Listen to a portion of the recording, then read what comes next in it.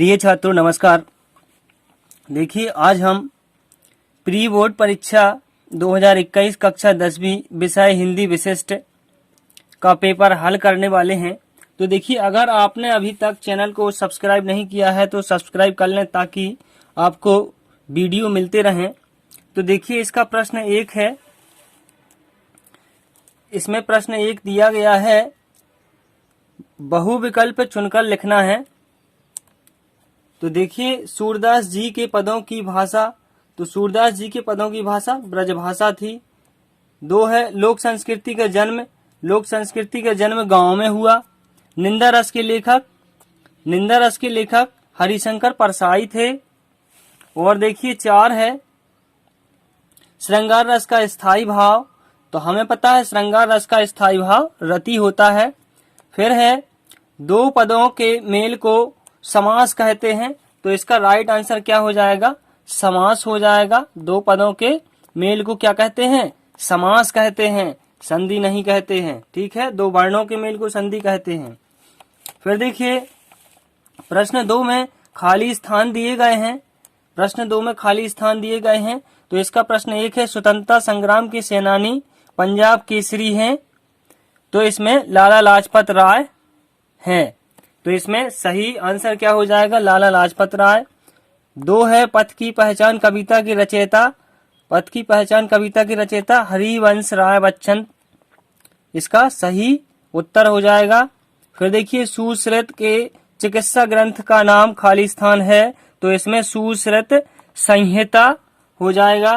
फिर देखिए अर्थ की दृष्टि से वाक्य 8 प्रकार के होते हैं, अर्थ की दृष्टि से वाक्य कितने प्रकार के होते हैं, 8 प्रकार के।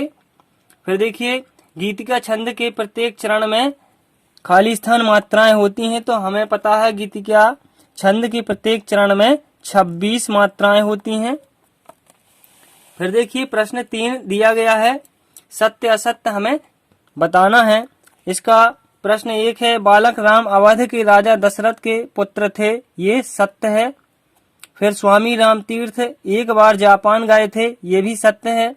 फिर निंदक समाज के सम्मान का पात्र होता है, तो ये असत्य है। जिसे जीता ना जा सके उसे विजयी कहते हैं, ये असत्य है, क्योंकि जिसे जीता ना जा सके उसे अजेय कहते हैं। फिर देखिए 5 है, जहां लोक सीमा का उल्लंघन हो वहां अन्योक्ति अलंकार होता है, ये असत्य है। फिर देखिए प्रश्न 4 है, सही जोड़ी बनाइए। तो इसका प्रश्न 1 मातृभूमि का मान, इसका सही आंसर क्या हो जाएगा, हरि कृष्ण प्रेमी, इसके सामने आप हरि कृष्ण प्रेमी लिख देंगे। फिर देखिए बेटियां पावन दुआएं, ये अजहर हाशमी, इसका सही आंसर होगा। फिर चिर सजग आंखें उनीदी, इसका महादेवी वर्मा हो जाएगा। और नाटक में अनेक अंग होते हैं और महाकाव्य में संपूर्ण जीवन का वर्णन होता है, तो इसका ये सही आंसर हो जाएगा। फिर प्रश्न 5 देखिए, प्रश्न 5 में हमें एक शब्द में या एक वाक्य में उत्तर देना है। तो देखिए हम इन प्रश्नों को हल करेंगे। यहाँ पर एक है, कोयल के उसके किस गुण के कारण पसंद किया जाता है, तो फिर इसका उत्तर हो जाएगा मधुर वाणी, कोयल को मधुर वाणी के कारण पसंद किया जाता है, तो यहाँ हम लिख सकते हैं मधुर वाणी। फिर देखिए छंद के प्रकार लिखने हैं, तो छंद के प्रकार हम यहाँ लिख देंगे वर्णिक छंद और मात्रिक छंद। फिर देखिए भागनी निवेदिता का मूल नाम क्या था, तो इसका मूल नाम क्या था, मार्ग रेट एली जावेद नोबल, ये इसका नाम था, भागनी निवेदिता का मूल नाम। फिर देखिए जगन्नाथ का संधि विच्छेद कर संधि का नाम लिखना है, तो जगन्नाथ का हम संधि विच्छेद करेंगे तो क्या होगा, जगत धन नाथ, और ये कौन सी संधि है? व्यंजन संधि है। फिर देखिए किन्हीं दो महाकाव्यों के नाम लिखना है। तो महाकाव्यों के नाम, एक तो अपना रामचरितमानस हो जाएगा, रामचरितमानस, और दूसरा कामायनी, कामायनी, यहाँ कामायनी है ये। तो देखिए इसमें प्रश्न 6, कुब्जा कौन थी, उसका उद्धार कैसे हुआ? तो इसका सही उत्तर है, देखिए ये लिखा है प्रश्न 6 का उत्तर, कुब्जा अत्यंत कुरूप कुबड़ी कंस की दासी थी, उसका उद्धार भगवान श्री कृष्ण ने किया। फिर देखिए इसमें प्रश्न 7 दिया गया है, कृष्ण के कुंडलों की आकृति कैसी है? तो कृष्ण के कुंडलों की आकृति कैसी है?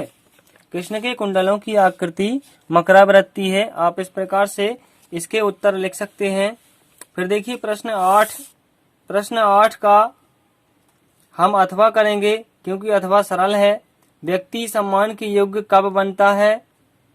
ये 8 है। तो देखिए आप इसका उत्तर लिखेंगे, व्यक्ति मात्र उच्च पद पाने से सम्मानीय नहीं हो जाता, परंतु दूसरों की भलाई करने से ही वह सम्मान के योग्य होता है। परहित ही व्यक्ति को सम्मानित बनाता है। और फिर प्रश्न 9 देखिए, प्रश्न 9 इसमें दिया है, मोम के बंधन सजीले से कवित्री का क्या आशय है? और इसके अथवा में दिया गया है, आसमान में किस तरह के बादल उड़ रहे हैं? तो हम या तो अथवा वाला करेंगे या ऊपर वाला करेंगे।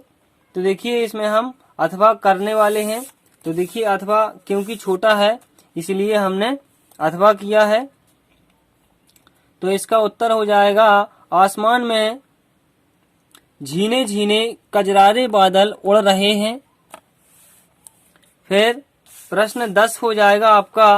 देखिए इसमें प्रश्न 10 क्या दिया गया है, ये है प्रश्न 10, इसका भी हमने अथवा किया है।